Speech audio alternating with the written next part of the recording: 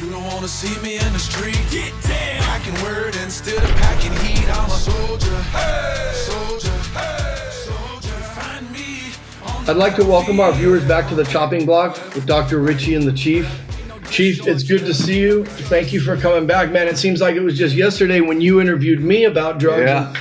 My story, and today we're going to flip it around, man. I want to thank you for being open for us to do this, because it's good for people to hear the real deal. We could talk about our academic knowledge and, stats and all that, and we're going to be talking about all that stuff, including solutions, as you said, but let's be raw and let's keep it real and talk about that we've had a problem with this stuff and let the audience get to know who we are, bro. So how did it all start with you? The subject is drugs, drug addiction, all that. No, you were a heroin addict for, a long time and abused a lot of other drugs. Can you take us back to the very beginning, bro?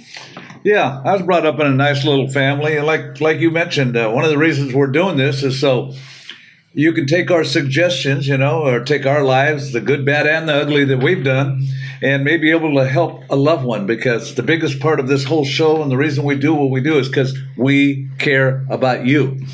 I grew up in a regular nice little family, Anaheim, California. And trying to fit in, just like every kid and stuff like that. Watch TV shows like Father Knows Best, Leave It to Beaver, all these happy shows.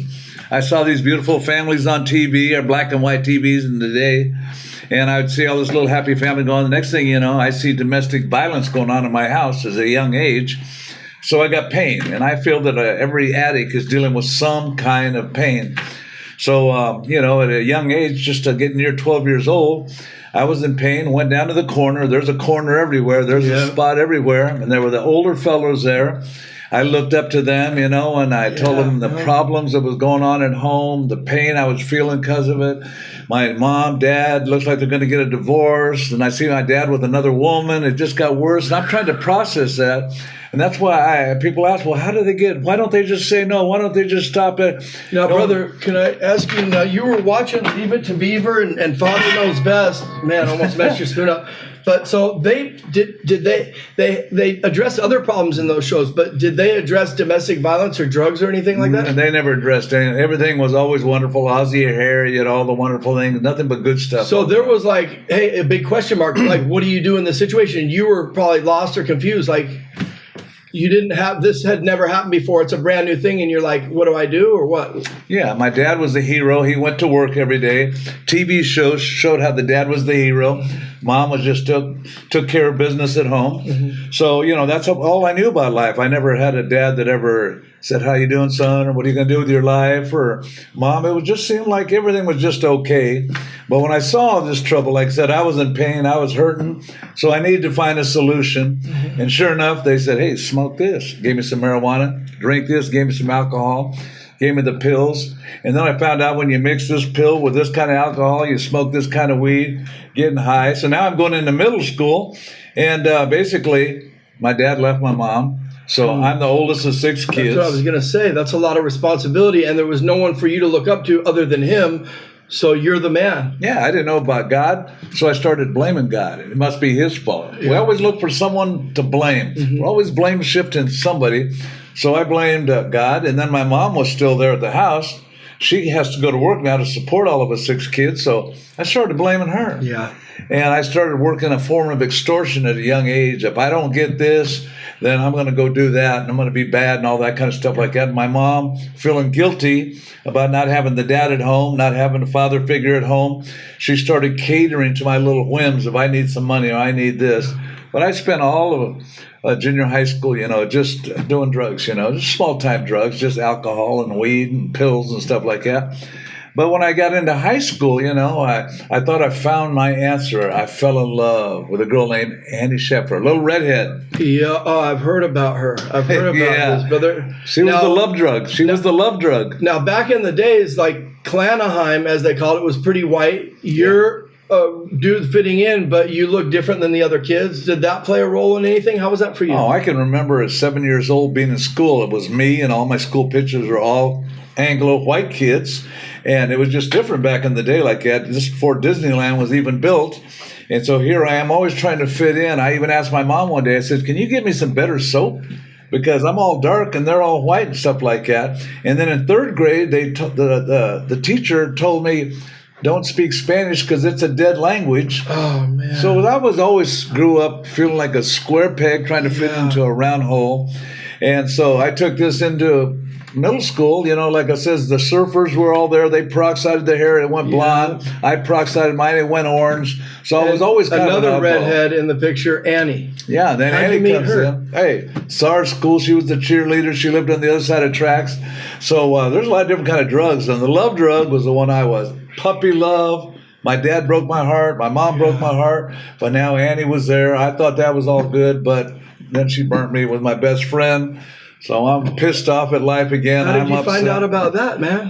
You know what? She told me she loved me, and I loved her. We'd talk on the phone, and midnight I'd be saying, "You hang up." Oh, man, no, you bro. hang up. I mean, it was love, brother. Yeah, it was bro. puppy love.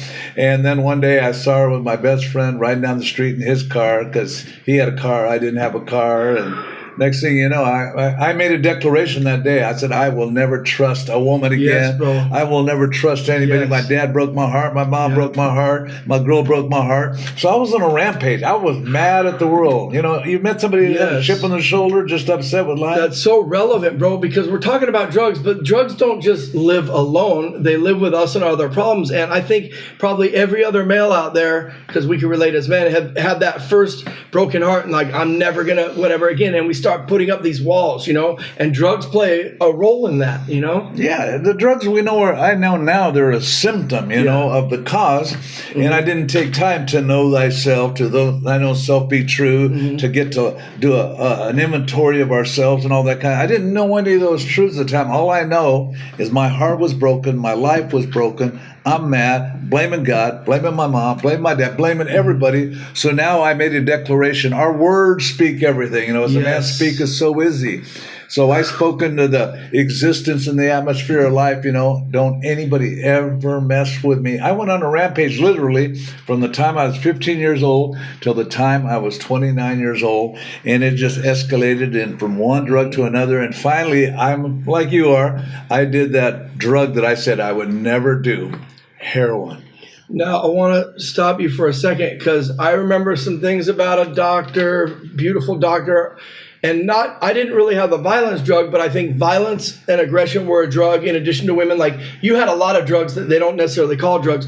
Can you tell us a little bit about the violence? Because I know you train people all over the United States and you had be getting in fights with like 20 people and you'd say that's all you got and you'd put your cigarette out in the eyes of bouncers. Like you were like on a death mission, man. Can you tell us a little bit about that, bro? Yeah, it's sad to say, but I was in what I call slow motion suicide. And people that hurt, now I understand, hurt others. And I was like that man who's drowning in the sea of life. The lifeguard comes out and he tries to help me or she tries to help me, but I pull them down because misery does love company. I was looking for love in all the wrong places. And so here I was, and I took it out on people. I took it personally out on people. I always felt like somebody was out to get me, or they were judging me, or they were putting me down. So I was going to get them before they got me. Beat them to the punch. Oh, yeah. I ended up getting disciplined in martial arts, got a black belt, and I stayed clean for a while, and became a kickboxer, fighter, doing karate around America. Next thing you know, I started doing drugs again, so I was a cocaine addict now, fighting, kicking people, beating on people, doing all those kinds of things. It was just all that hate inside of me. I had to take it out on somebody or something, and I had no cure. I didn't have anybody. Did it make you feel better, though, when you would beat someone up, whether it was in a legitimate thing in the ring or on the streets? Did it make you feel better in the short term or the long run or anything? Yeah, it was a fix. It was a high, and that's so sickening as I think about it now, because I feel ashamed about those things. But at the time, yeah, it was a good feeling. I felt like I was somebody, and when I'd walk into a room where there was fear, intimidation, I took that they were giving me respect, but they just didn't do it. And then I got into what I call group therapy. We do it as a group, jump people, do all those things. Yes. And now, as you, for the years, I've seen you imitate our Lord and Savior, Jesus Christ, and I've seen you grow in so many directions, even just these last 5 years, and I know you really care for people. So when you look back and that you hurt people, oftentimes maybe they didn't deserve it, at the time you probably felt they did, like how did you deal with that, bro? How did you forgive yourself? And then we'll get more into the drugs. I'm sorry, but to me this is relevant, you know? Yeah, it really is a big thing because, like I says, I've learned, like it says, forgiving others is hard, but forgiving yourself is more difficult because in the midst of all this situation, I got one of my girlfriends pregnant. We had a child, and I love my little son. And at 3 years old, I got on my motorcycle, pulled up to his house. He was living with his mom because I'd left her. And I told him, I got to get in the wind, son. You know, I'm a biker. I got to get out there and ride. I got to go party. And I said I loved him, but I loved me. How old were you at the time? I was probably about 21 years old at the time. So you need to be free floating and just doing your thing, but you had this kid, you felt in your heart that you loved him, but you just couldn't do it right then. So you're like, adios, I'm gone. Yeah, I can understand, like I says, when people leave their kids, leave their mom, you know, leave jobs, leave anything like that, because when the drugs get a hold of you, man, it's got a grip on you. You know, you can wake up dope sick and you're going to make something happen to feed that. And so there I was, like I said, I love my son in my head, but my body was craving for drugs, women, you know, a lifestyle of nothing but partying. And so I left the two of them. And a couple of years later, she ends up remarrying. And she married some nice guy, I heard, and all that kind of stuff. But when my son, Geronimo, was 8 years old, he witnessed that stepfather of his murder his mom right in front of him with, I think it was 6 bullets. Boom, boom, boom, boom, boom, boom, boom, boom. And so when I heard about that, now I'm feeling even guiltier. I'm even feeling worse because if I would have been there, all that kind of stuff. So forgiveness is a heavy trip. And I've learned now that God forgives us from the past, from the present, from the future.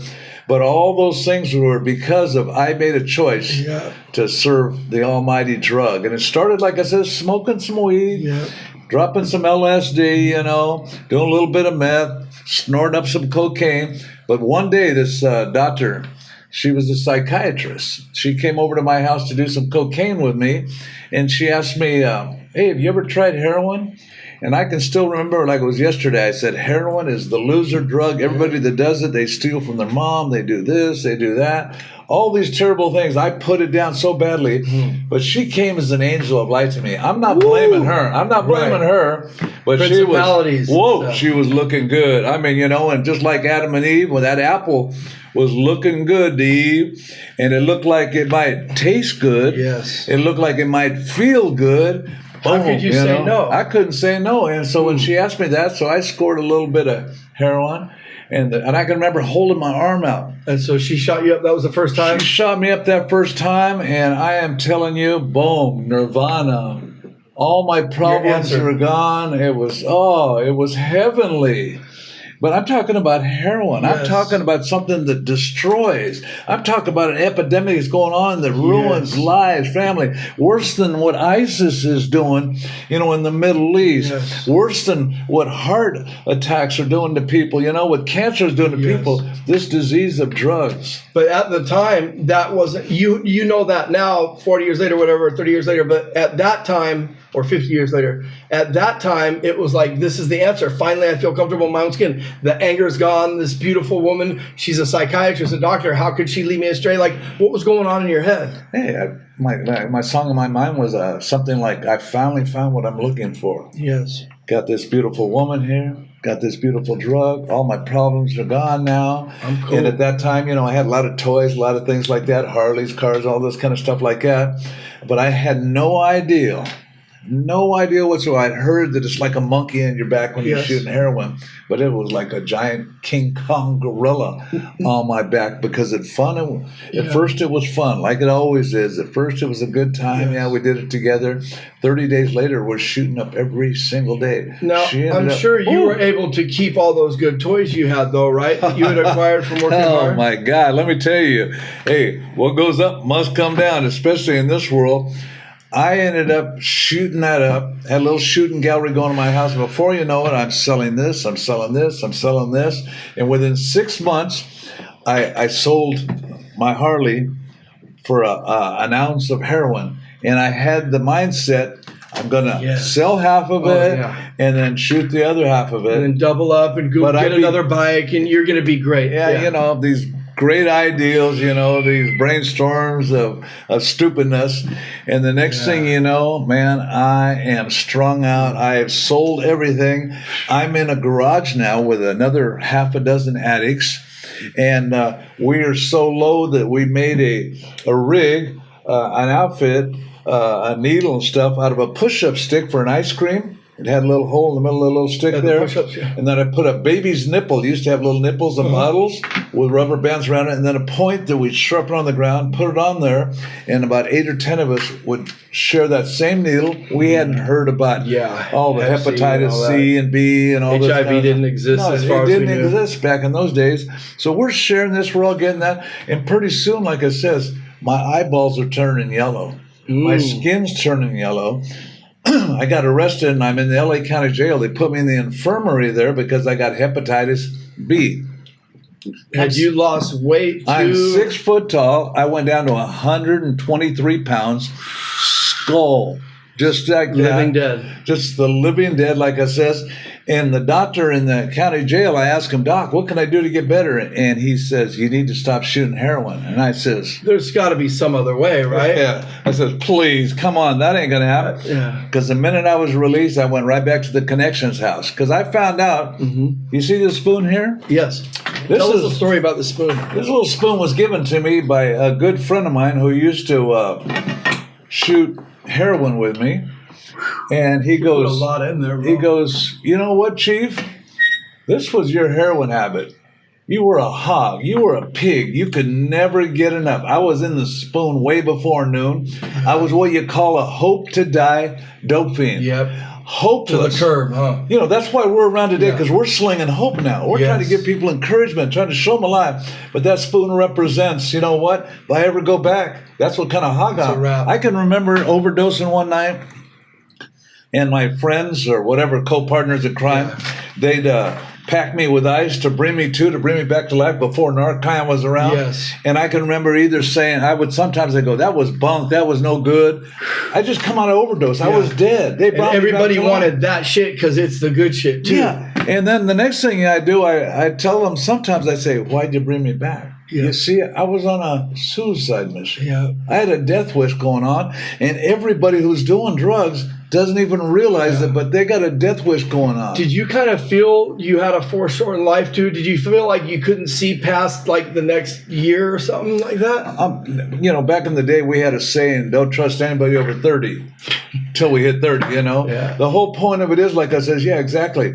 When you're hopeless, you don't feel it. I can remember from another county jail experience writing my mom a letter and saying, Mom, I think I'm going to die. I think it's over. I'm sorry about all this stuff. I wrote a goodbye letter to her, because I wrote, when you have no hope and you're full of dope, you're in your bed, you're in your head, and you're half dead. You feel like it's over, And realistically, for many people, it becomes over. You probably didn't conceive living to 70 years old plus. God. Oh my God! No, we used to have a biker saying, "Ride hard, die young, a good-looking corpse." Well, that didn't happen. Like I said, little did I know all those things like that. Because when the doctor told me you stop shooting, you start healing up your liver and all that stuff. But I was sick. But finally, like I says, the good part of the story is when I recognized that is when I went from jails. How did you get off dope though? Jails, institution. Next thing you know, I finally ended up going to state prison. Best detox place I've ever been to. Best place I could get into a program, because I had to come to that place where I was really sick and tired of being sick and tired. And when we start talking about solutions in one of our later episodes, people got to realize, you can't help somebody that doesn't want help. For sure. Now, this is the thing. I've known you for a long time. I don't know if you're cool with it. There's a story about you getting a job and coming down here and the job didn't work out and whatever. I don't know if you're willing to tell that story, because I think that's kind of when that was a serious point about the beginning of the end in a sense. Yeah. You know what I'm talking about? Yeah. Now it's coming back to me. I can remember before I came to that final place where I ended up in the pig pen of life, and I was really in that deep, dark hole where I finally said, I need help, and I humbled myself. I'd come down. I was in Northern California. Matter of fact, I was in Oregon, in a detox place, you know. Got cleaned up there, but things didn't work out, so I just bolted out of there, came down to Southern California, and I got offered a job to distribute, to Transport, a mule, right? transport a kilo of cocaine. Yeah. And they said they'd pay me a certain amount if I took it from Ojai, California to Garden Grove, All California. you got to do is get this from point A to point B. You get $5,000, whatever. It's good. Just simple. Boom.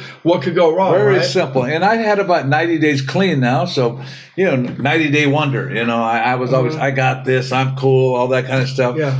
But as I was transporting those drugs, it was in the trunk of my car. I could hear a little voice calling my name. Chief, pinch me.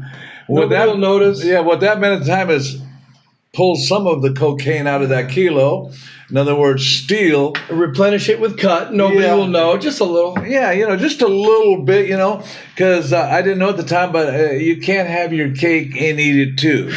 You can't be having that little side chick over here without getting caught. That's right. You just can't be playing with fire without getting burned. He sees all things. Yeah. Actions have consequences too. Everything, like I said. So as I'm doing that, I get close to my house, which was close to the delivery spot, but I decide I'm going to start a new ministry called Catch Me If You Can Ministry. Yes. In other words, that was before the other one they made the film on. Oh, yeah. The original Catch Me If You Can. yeah, this was one. You know what? I'm burning you guys down there. Sorry about that. You just lost lots of money, but I'm taking this drugs. I took it, called some of my homies, some of my partners around, and we started up a shooting gallery of cocaine for about a week. And then we needed to come down, so we got us some heroin, started shooting heroin. Next thing you know, fights going on in the house, violence is going on in the house. And I can imagine the gentlemen that were expecting to receive that package weren't too happy either. Oh, no. They were coming looking for me, but that time I got a little army up like that. We were doing our thing. But what happened, to make a long story short here, is all of a sudden the police, I can hear them on the loudspeaker, Aguilar, come out. The next thing you know, I go in to start flushing stuff down the toilet, and I felt a pistol right at my head saying, Aguilar, make a move. We'd like to kill you. And you might have been debating, should I let him? Should I not? I was just caught surprise. Boom, next thing you know, I got handcuffs on. I'm in the car, taken to the Anaheim City Jail. And then the house it was my new girlfriend's house, Sandra. Sandra, your new girlfriend that's now your wife of 40 years. Who was my girlfriend. She was out of there. I was left watching her kid, have me watching a kid. Now, did she do drugs or anything or no? No drugs or anything like that. Straight-laced. She was in the hospital at the time, having a nervous breakdown caused by, of course, me. Yes. So that's why I said the good book says those are forgiven much, love most. That's why a lot of people wonder, why you're so full of love now? Because I've been forgiven so much. But in your heart, you weren't trying to hurt her, right? You didn't intend to. When you're jacked up like that, those of you listening, tune in, you got a loved one that's stealing your stuff, robbing you, hurting you. Hey, I'm telling you, we hurt the ones we love. We don't plan on it. It's not a premeditated thing. It's the demons, the poison that's all inside of us. So here I am in the Anaheim City Jail. Sandra comes down there, gets me on the phone. They call me out of my cell. You had sold all her shit too or something like that? I sold everything, stole everything. I'd robbed her blind of everything. Did she confront you on that? She came down to confront me. And after the detectives, they wanted her to prosecute me and, and to speak all these evil against me. So she came down and said these words to me on the telephone. Did everything the detectives tell me that you did, is it true? And did you tell her the truth, or did you? I told her what a dope fiend who's totally full of the demons of heroin and cocaine. And what's a dope fiend? Always a dope fiend. Never trust a dope fiend. In that stage, how could you be trusted? How could you even know the truth?